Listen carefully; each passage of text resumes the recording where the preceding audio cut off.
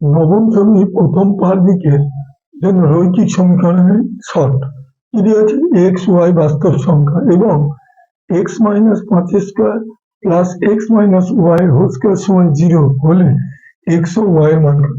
তাহলে এখানে কি দেওয়া আছে? এখানে দেওয়া আছে এক্স ও ওয়াই বাস্তব সংখ্যা আর তাহলে আমরা এখানে দেওয়া আছে কি এক্স মাইনাস পাঁচের whole square plus X minus Y whole square সমান 0।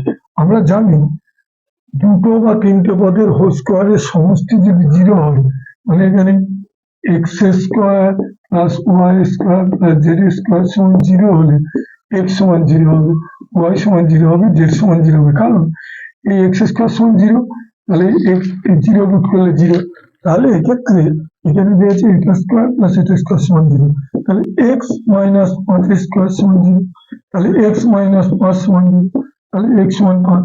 আবার দেওয়া আছে X minus Y whole square সমান 0, তাহলে এক্স মাইনাস ওয়াই সমান 0, তাহলে এক্স সমান কত? ওয়াই।